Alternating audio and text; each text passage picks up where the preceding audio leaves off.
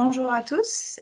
Eh bien, nous allons démarrer. Donc, je vois qu'il y a pas mal de collégiens qui sont connectés aujourd'hui. Donc, bienvenue à cette conférence-échange qui s'inscrit dans notre semaine thématique autour du domaine du patrimoine, programmée avec le campus des métiers et des qualifications du patrimoine, des métiers d'art, du tourisme pour sa quinzaine. D'un point de vue pratique, je vous informe que vos micros et caméras sont coupés. Vous aurez toutefois la possibilité de poser des questions dans le chat et je me chargerai de les transmettre aux professionnels. Donc, notre thème aujourd'hui sera tailleur de pierre, l'histoire dans les mains. Et je remercie Monsieur Olivier Fenaille, tailleur de pierre chez le groupe Villemain, meilleur ouvrier de France, d'avoir accepté de présenter son parcours et de parler de son métier. Donc, avant de démarrer et de laisser la parole à Monsieur Fenaille, je vais faire une petite introduction sur le domaine du patrimoine en région Centre-Val de Loire. Donc, la région est connue pour son patrimoine architectural et naturel. Et pour l'entretenir, le faire vivre, le faire connaître, il y a de nombreux métiers qui sont en lien avec le domaine du patrimoine bâti et la conservation et la valorisation du patrimoine. Il y a également une trentaine de formations qui vont du CAP au master qui sont présents en région.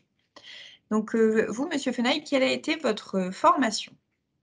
Alors, j'ai commencé par une formation initiale, un apprentissage dans un CFA, donc à moitié entreprise et à moitié en centre de formation au sein des Compagnons du Devoir. Et à l'époque, le centre de formation était à Sepois, donc Sepois dans le Loiret, ceux qui connaissent, à côté de Montargis. Et donc 2 ans d'apprentissage, formation initiale, et après j'ai enchaîné sur un tour de France pendant 6 ans, où là, donc on voyage de ville en ville. Chaque année, on change de région, de ville, de type d'édifice, de type de pierre, pour pouvoir apprendre d'autres méthodes, d'autres façons de faire et travailler d'autres matières. D'accord, pour se professionnaliser en fait encore davantage, Tout à en fait. plus de la formation, de Le base. perfectionnement, ouais, tout à fait. D'accord. Alors, vous, qu'est-ce qui vous a amené à choisir le métier de tailleur de pierre? Alors moi, c'est un peu, on va dire, c'est un peu un rêve d'enfant, puisqu'à 4 ans, j'ai lu un livre qui s'appelle Naissance d'une cathédrale de David Macaulay. Et en fait, je suis tombé en extase devant ce livre et je me suis dit, en rentrant de la bibliothèque municipale, un jour, je construirai une cathédrale. Donc, c'est un peu utopique, mais à 4 ans, on a tous les rêves. Et quel est le meilleur moyen de construire une cathédrale ou de travailler les matériaux de la cathédrale? C'est d'être tailleur de pierre. Donc, c'est comme ça qu'au fil du temps, je me suis dirigé vers la taille de pierre. D'accord, très bien. Et à 4 ans, vous lisiez déjà des livres? Vous étiez, C'est un livre, en fait, il n'y a quasiment pas de texte. On voit beaucoup d'images. Et franchement, ça m'a scotché, quoi. Ça m'a vraiment impressionné. OK. Alors ça, c'était un petit peu sur, oui, la construction de votre projet et puis, votre formation. Quel a été vraiment votre, 1er emploi? Enfin, c'était sur quel, type de poste? Alors, mon premier emploi après l'apprentissage, c'était un emploi de tailleur de pierre dans une entreprise de l'Aveyron, où j'étais simple salarié, exécutant.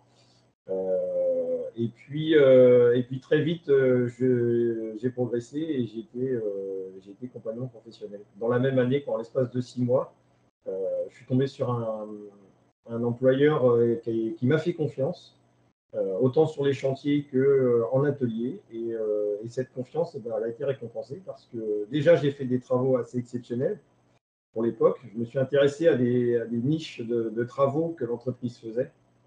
Il m'a confié ses travaux. Les travaux ont été donc bien réalisés. Et par la suite, j'ai été promu. J'ai évolué comme ça, un emploi de tailleur de pierre. Très bien. Alors je vois qu'il y a une question dans le chat. Alors je suppose qu'au niveau de la formulation, c'est, le plus beau bâtiment sur lequel vous avez travaillé, ça serait lequel? Alors, moi, je dirais les plus beaux bâtiments parce que j'ai travaillé sur pas mal de cathédrales. Je pense que le plus beau bâtiment sur lequel j'ai vraiment travaillé la pierre, ça reste la cathédrale de Strasbourg. Et la cathédrale de Strasbourg, à l'époque où j'y étais, donc c'était en 2001, c'était la restauration de la flèche. Et je pense que j'ai la chance, en tant que tailleur de pierre, d'avoir une pierre qui se situe à 142 mètres tout en haut de la flèche, juste en dessous du paratonnerre. Donc il n'y a pas plus haut. Il n'y a pas plus haut en France. Et je sais qu'il y a une pierre que j'ai taillée qui se retrouve là-haut. Donc c'est mon petit, c'est la petite chose qui fait que oui, c'est une certaine fierté pour ça. Mmh. D'accord. Donc là, au niveau de votre emploi actuel, donc ce que je disais en introduction, vous travaillez chez le groupe Villemain. Tout à fait. Qu'est-ce que vous faites, sur votre emploi actuel? Est-ce que vous avez des responsabilités particulières? Alors, je suis employé en tant que conducteur de travaux, c'est-à-dire que je suis et je programme les travaux en fait sur les marchés qu'on a obtenus, soit auprès des particuliers, soit auprès du marché public.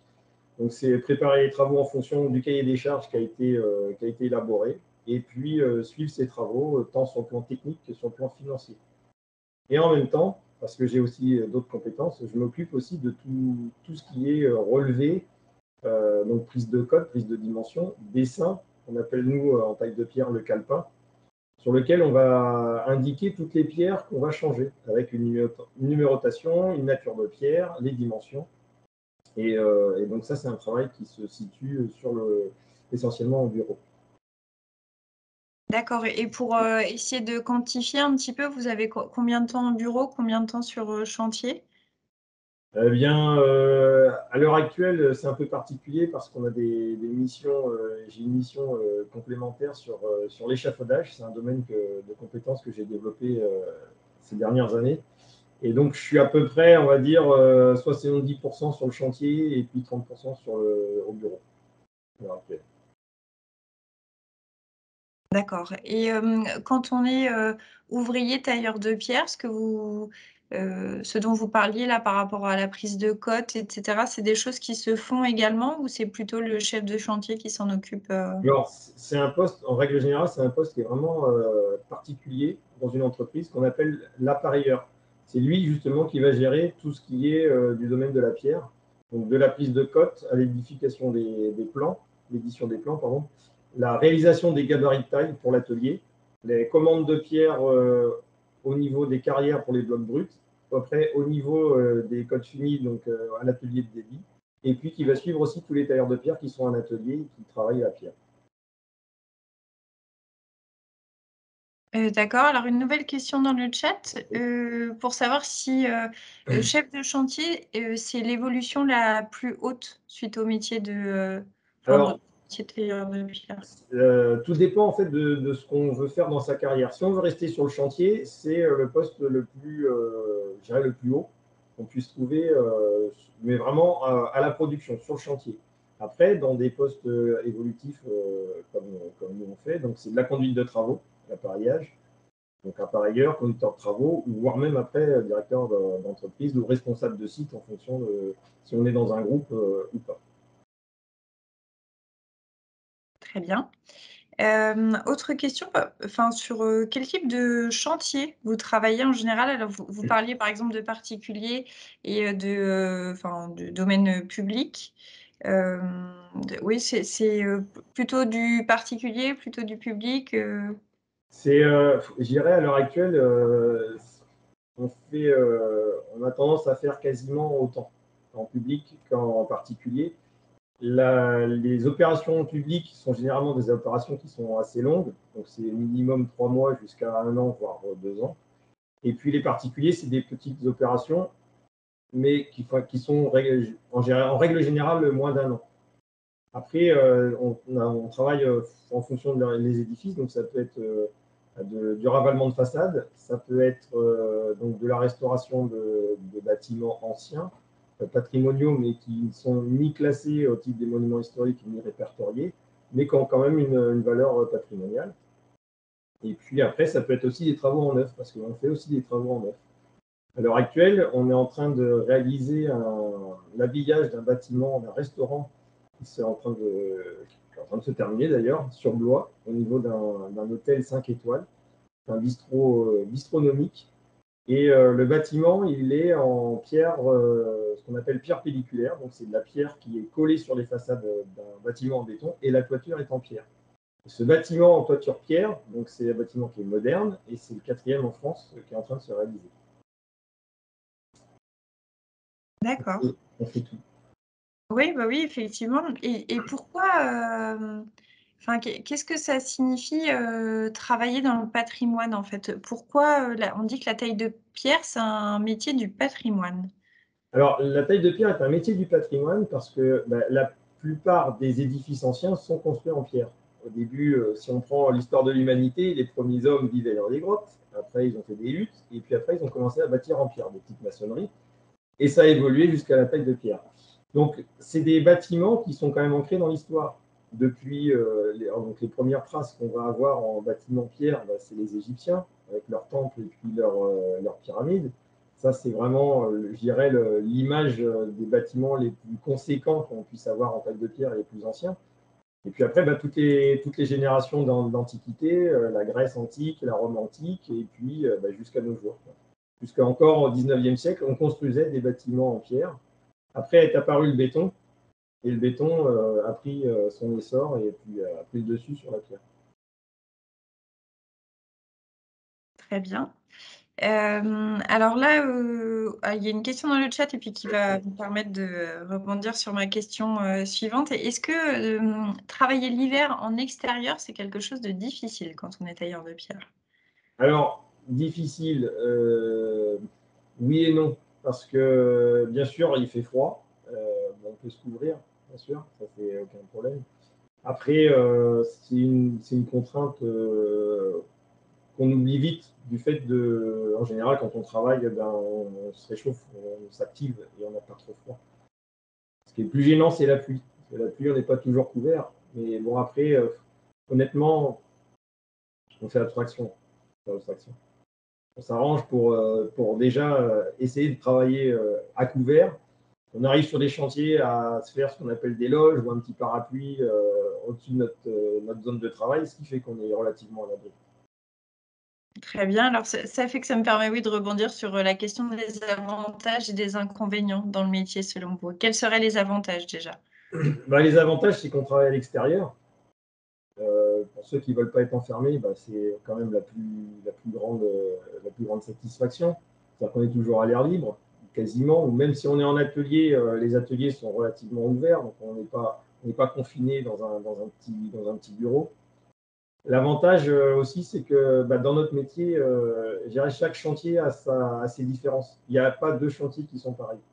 On peut retrouver des côtés techniques qui sont similaires, mais chaque chantier s'appréhende de manière différente. Donc on fait jamais deux fois les choses dans la même année, quoi.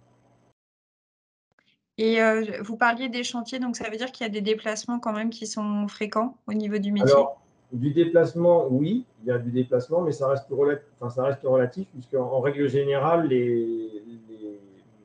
en tout cas dans notre conception, les agences sont assez bien réparties, ce qui fait qu'on reste sur le niveau départemental ou vraiment limitrophe département. Mais il n'y a pas trop de déplacements. C'est rare, très rare. Ou vraiment pour des opérations ponctuelles, un client qui est pas loin de l'entreprise, qui dit bah, je veux vraiment que vous soyez là, je veux vraiment que ce soit vous. Là, à ce moment-là, oui, on peut le faire. Mais c'est très rare. Très bien. Alors question dans le chat également, est-ce qu'il y a de l'emploi dans le domaine de la taille de pierre? Ah oui, beaucoup, beaucoup, beaucoup. Il y a beaucoup d'entreprises qui recherchent, que ce soit en opérateur de débit, que ce soit en marbrerie, que ce soit en taille de pierre dans le patrimoine ou sur des chantiers on va dire plus neufs. Et vraiment, les entreprises recherchent en ce moment. Oui. Et on Très a bien. besoin de former. On a besoin de former. Ouais, de trouver du monde. Alors de manière un petit peu plus générale, quel serait l'objet qui, selon vous, représente le mieux votre métier? Alors, l'objet qui représenterait le plus notre métier en termes de patrimoine, ça s'appelle un taillant. Ça ressemble à une grosse hache et j'en ai un derrière moi justement. J'avais préparé. Merci pour les questions. Donc en fait, ça se présente un peu comme une hache et ça sert à dresser les surfaces sur les blocs bruts. Donc ça paraît un peu un outil de barbare, mais quand on le maîtrise, on fait des jolies pierres avec ça. Et c'est un outil qui a traversé les âges, parce que les Romains les utilisaient déjà, ce genre d'outil. Voilà. Et on s'en sert encore aujourd'hui, beaucoup moins parce qu'on a les machines électroportatives. Mais celui qui maîtrise cet outil, il est heureux. Très bien. Alors, autre question un peu plus personnelle pour le coup. Alors, quel serait votre plus beau souvenir professionnel? De quoi est-ce que vous êtes le plus fier dans votre parcours? Alors, le plus beau souvenir professionnel, je dirais que j'en aurais plusieurs. Parce que déjà, la cathédrale de Strasbourg, c'est un chantier, à l'époque, c'était très difficile de rentrer dans les ateliers. C'est un système, un fonctionnement qui est un peu particulier puisqu'ils sont dépendants de la ville de Strasbourg, c'est la fonction publique. Les candidatures sont limitées. Après, je suis tombé sur une période où c'était la restauration de la flèche. La flèche de la cathédrale de Strasbourg donc, a été restaurée dernièrement en 2001 et auparavant, c'était dans les années 70. Donc, c'est des chantiers de restauration qui sont quand même rares. Pour ceux qui connaissent la cathédrale de Strasbourg, c'est une dentelle de pierre, donc c'est un vrai plaisir. Après, j'ai un deuxième souvenir, c'est j'ai travaillé pour l'Encyclopédie des métiers en tant que rédacteur, où là, je me suis occupé en fait de ce qu'on appelle, nous, la coupe des pierres, donc la fin du tome sur la coupe des pierres. Et la coupe des pierres, eh bien, c'est le travail de l'appareilleur, c'est lui qui va, c'est le dessin de taille de pierre, c'est-à-dire que comment on va tracer pour trouver les gabarits et tailler les pierres. Et puis, mon dernier souvenir le plus marquant en pierre, c'est voilà, exactement, c'est mon travail du concours de meilleur hockey de France en 2007, qui est une urne à tête de faune sur son socle. Et donc, vous voyez une illustration derrière moi.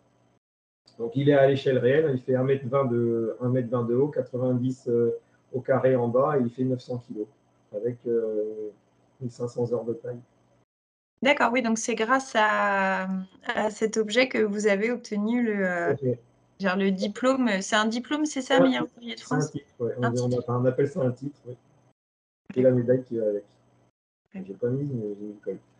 Oui, vous vouliez pas en faire trop, c'est ça, Ah non, non, non, pas nécessairement, mais c'est vrai que j'ai mis le col, donc je pense pas mettre la médaille. Pour une prochaine fois. Oui, c'est ça, une prochaine interview. Des questions dans le chat. Alors, savoir s'il faut de la force physique pour être tailleur de pierre? Alors, pas forcément quand on commence, parce qu'en fait, c'est une musculature qui va se faire par répétition du geste. Donc, on n'a pas besoin d'être des sauvages, on n'a pas besoin d'être des barbares. On a beaucoup de jeunes filles qui viennent dans le métier, on a beaucoup de dames aussi qui sont tailleurs de pierre. En fait, il n'y a pas besoin de force. On a des outils maintenant de levage, on a des outils de manutention qui évitent de forcer. La vie en chantier est un peu plus dure, mais il y a toujours une solution pour réfléchir à ne pas se faire mal. Et puis, il y a des formations aussi sur la façon dont on porte les charges, de manière à ce qu'on ne souffre pas. Donc, il n'y a pas besoin d'avoir une grande force physique. Très bien. Alors, justement, pour rebondir, il y a une question aussi pour connaître les qualités nécessaires pour travailler en chantier ou en atelier, à votre avis? Qualité nécessaire, le sens de l'autonomie, le sens des responsabilités aussi, parce que une vie de chantier, c'est une équipe. Hein. Une équipe, forcément, il y a le responsable qui va dire voilà, tiens, il faut faire ci, il faut faire ça. L'organisation, organiser son travail, savoir par quoi on commence. Moi, j'appelle ça la méthodologie, puisqu'on le retrouve aussi tant dans la taille pure que dans l'organisation d'un chantier. Et l'esprit d'équipe, surtout l'esprit d'équipe.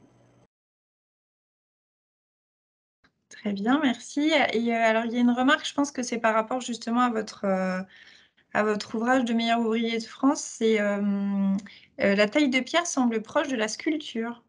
Alors, effectivement, sur le sujet, puisque le sujet est imposé, donc c'est un concours qui se passe tous les 3 ans, et le sujet est imposé. Et le sujet étant urne à tête de faune, forcément, il y avait un peu de sculpture et il y avait un peu d'ornement aussi. Cette année-là, c'était un sujet qui était vraiment complet dans plusieurs domaines de la pierre. C'est-à-dire qu'il y a forcément, oui, de la taille de pierre pure, puisque c'est géométrique, il y a beaucoup de choses géométriques. Après, il y a la sculpture au niveau des visages des faunes. Et puis l'ornementation, pour tout ce qui est voilà, cette partie-là, la rangée d'œufs, par exemple, c'est de l'ornementation. On ne va pas appeler ça encore de la sculpture, mais c'est entre les deux. On va faire ça. Très bien. Écoutez, merci Monsieur Feneil d'avoir accepté donc de nous accorder ce temps pour parler un petit peu de votre métier et puis de votre parcours autour de la taille de pierre. Merci beaucoup. Je vous en prie, Donc, merci à vous. je rappelle à tous les participants que cette semaine, donc, vous allez retrouver plusieurs conférences sur le domaine du patrimoine. Donc, soit tout ce qui est en lien avec le patrimoine bâti ou avec la conservation et la valorisation du patrimoine. Donc, je vous invite à vous connecter tous les jours, mardi, mercredi et jeudi, vous retrouverez d'autres conférences. Merci encore. Au Merci à revoir. vous. Au revoir. Merci beaucoup.